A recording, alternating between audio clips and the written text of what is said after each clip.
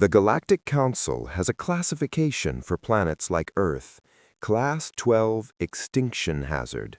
In the common tongue, they call them death worlds. Usually, a death world is defined by its environment: high gravity that crushes bone, atmospheres thick with sulfuric acid, predators with teeth the size of starships. When the Xylosian expedition first landed on Earth, they expected to find a planet trying to kill its inhabitants. They found the opposite. They found a garden, a paradise of blue water and soft winds. But it took them 3 months to realize the horrifying truth. Earth isn't a death world because of its tectonic plates or its solar radiation.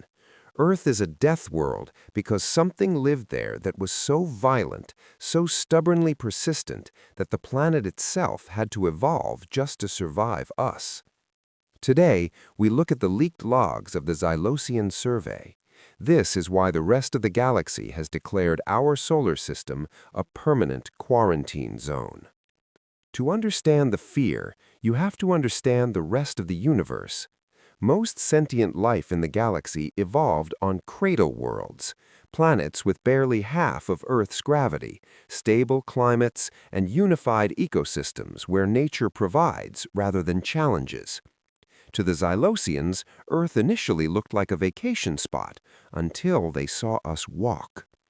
They call it the gravity trap. To an alien from a 0.5G world, our 1G environment is a crushing weight. They watched in horror as humans walked, ran, and jumped as if it were nothing. To an alien observer, a human falling down and simply getting back up isn't just a clumsy moment, it's a terrifying feat of biological structural integrity. Our bones are dense, our muscles are under constant tension, and our very frames are built to withstand forces that would liquefy a Xylosian's internal organs. Then they discovered the healing factor. In the rest of the galaxy, a puncture wound is a death sentence. Most species are fragile. They lack the chaotic, aggressive recovery systems we take for granted. We have adrenaline, a chemical cocktail that allows us to ignore pain and perform beyond our physical limits in a crisis. We have scar tissue, a crude, fast-acting biological patch that allows us to knit our own skin back together. We don't just heal, we reinforce. Even our breath is a paradox. Oxygen is a highly corrosive gas. It destroys metal and feeds fire. Most species breathe inert gases, but humans? We don't just breathe oxygen, we consume it to power a biological furnace. We are literally powered by a controlled, slow-motion explosion occurring in every cell of our bodies. As the Xylosians began watching our archived footage, our movies, our history, our sports, they realized we were missing the standard tools of a predator. We didn't have claws, we didn't have fur, we didn't have venom. Instead, we had something much worse, the sweat mechanic. This is a classic death worlder trait. Humans are the only things that can run until their prey's heart literally explodes from heat exhaustion. We aren't the fastest, but we never stop. We are persistence predators. While the rest of the animal kingdom has to stop to pant and cool down, we just keep walking. We are the horror movie monster that never runs, but always catches up. Then they saw the throwing mechanics. This terrified the Xylosian scientists more than anything else. Humans are the only species in the known galaxy that can launch a projectile with lethal accuracy and force. Our shoulders, our eyes, and our nervous systems are evolved specifically to throw things. To an alien, a human picking up a rock isn't just a primate with a tool, it's a human picking up a loaded gun.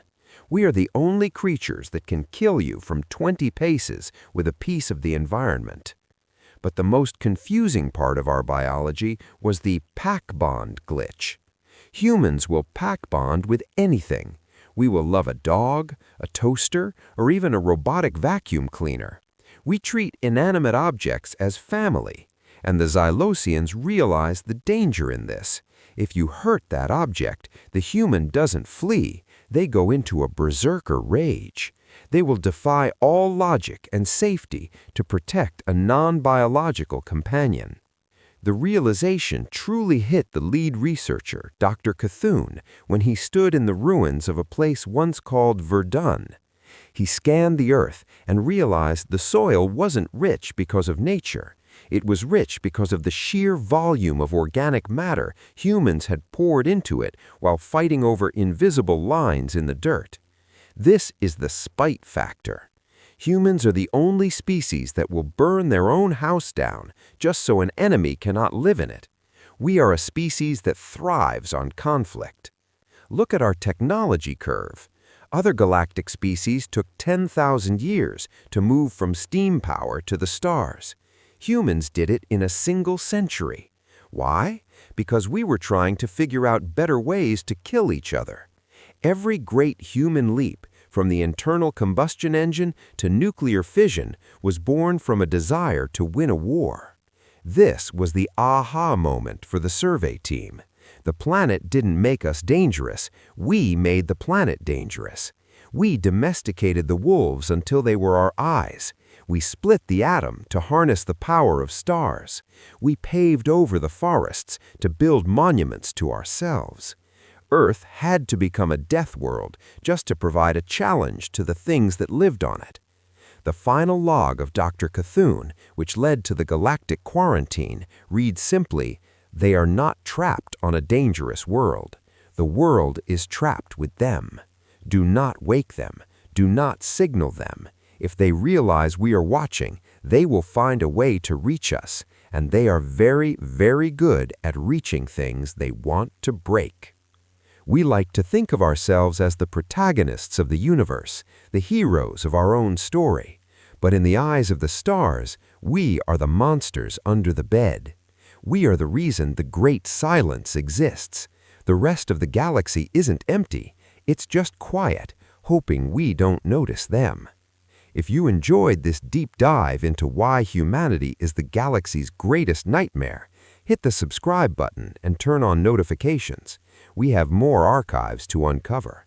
Next time you look at a rose, remember, it grew thorns because we were nearby.